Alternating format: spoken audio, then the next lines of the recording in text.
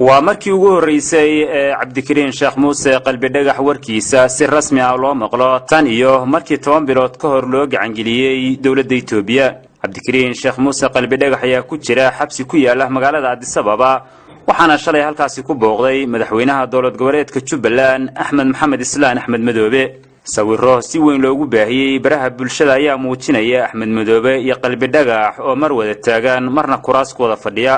muuqaalka sidoo kale waxa uu muujinayaa in goobta lagu sawiray aysan ahayn xabsi calaamad xabsina aysan ka muuqan waxaase loo maleynayaa inay tahay hoyga Axmed Madoobe uu ka degan yahay magaalada Addis Ababa.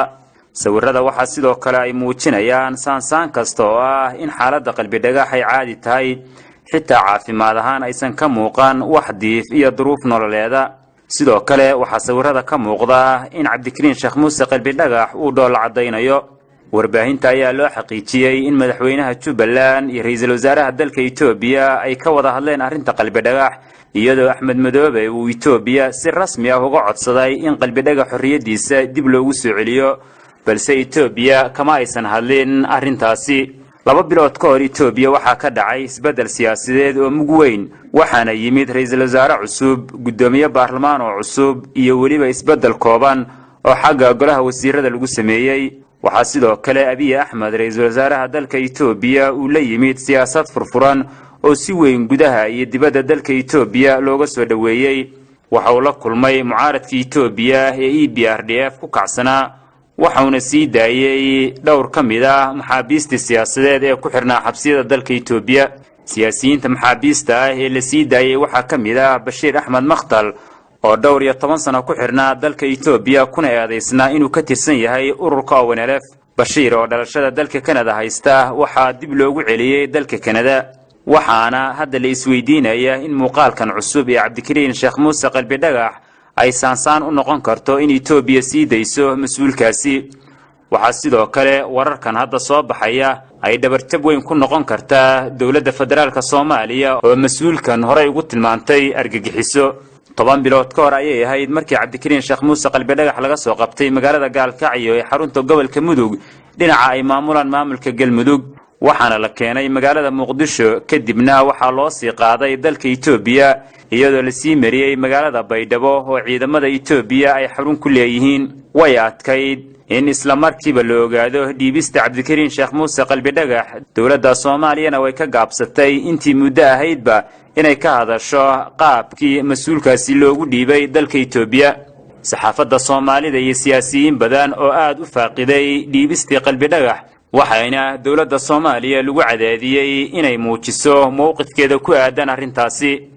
go'aan ka soo yeeray golaha wasiirada dawladda Soomaaliya ayaa lagu sheegay in dhiibista Cabdikariin Sheekh Muuse qalbi dhagax ay ahayd go'aan ay dawladdu qaadatay. wasiirka warfaafinta xilligaasi Cabdiraxmaan Yariisow ayaa saxaafadda ka sheegay isagoo raaciyay in heshiisyo hore ay jireen oo ay la galeen dawladda Itoobiya. qalbi dhagax waxa uu dalka ka waday falal lid ku ah amniga waxaana xiriir la lahaa kooxda shabaab. dawladda ayaa sidoo kale ururka ONLF ku tilmaantay mid argagixisa.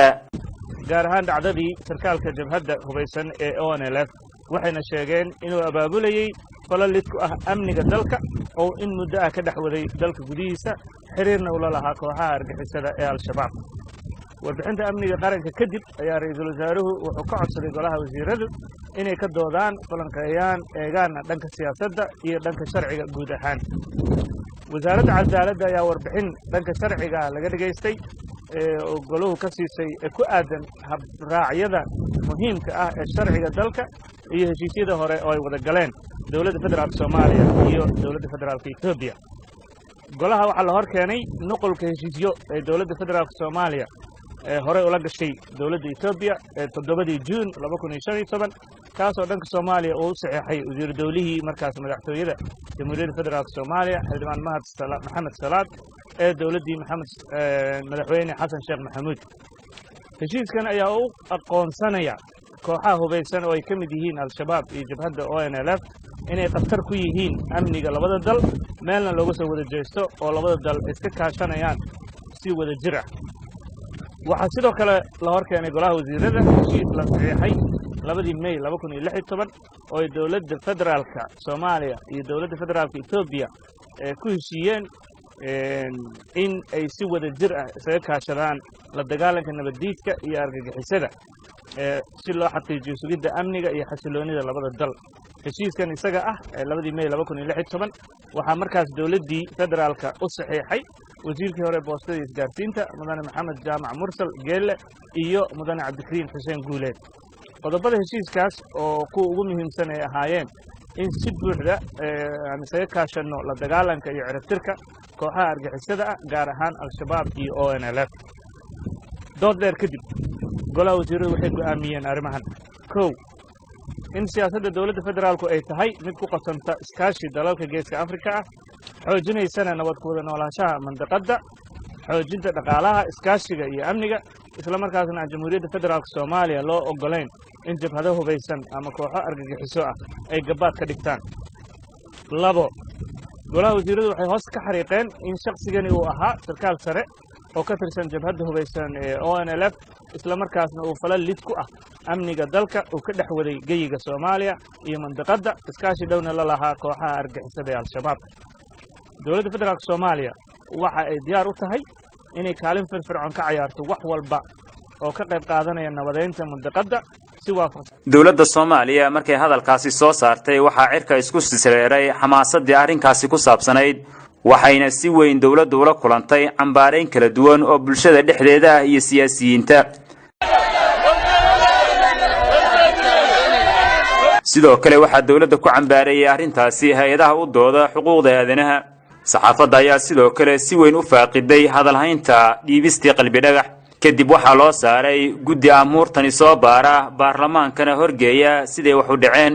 bilooyin kadib guddigu waxay baarlamaanka hor keeneen in dhiibistii cabdikariin sheekh muuse qalbi dhagax ay ahayd mid khalada, isla markaasna si sharci darro ah loogu dhiibay dowladda Itoobiya. waxaa sidoo kale baarlamaanka ay guddigu u saareen ay eedeyn u soo jeediyeen hay-adaha ammaanka dowladda Soomaaliya. dhiibista cabdikariin sheekh muuse qalbi dhagax waxay keentay in la isweydiiyo qofka Soomaaliga ah muwaadinimadiisa, taasoo fasiraadeeda muran weyn keentay. waxaa sidoo kale wax la iska weydiiyey waxa dastuurku ka qabo muwaadinimada iyo sida loo qeexayo.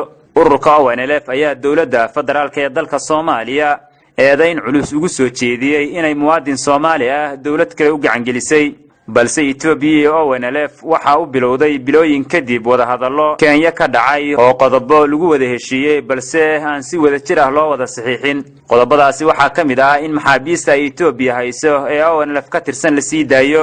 madaxweynaha dowladda federaalka Soomaaliya Maxamed Cabdullaahi Farmaajo ayaa ku raacay go'aanka ay soo saareen guddiga baarlamaanka ee ah in arrinta dhiibista cabdikariin sheekh muuse qalbi dhagax ay ahayd mid sharci darro ah. su-aashaasi runtii waa su'aal muhiim ah. waxaan ognahay in baarlamaanka Soomaaliyeed ee golaha shacabku ee arrintaas ay ku sameeyeen debate ay aad uga hadleen, ay ka soo saareen documentation ayna u codeeyeen. maxaa yeelay iyagu waxa weeye waa hay'adda ugu sarreysa ee sharci dejinta. markay codeeyeenna waxay gaareen go'aan. waxaan aaminsanahay go'aankaas inuu yahay kama dambaysa. baraha bulshada ayaa si weyn loogu hadalhayaa sawirrada saaka soo muuqday, waxayna dhaliyeen dood soo kicisay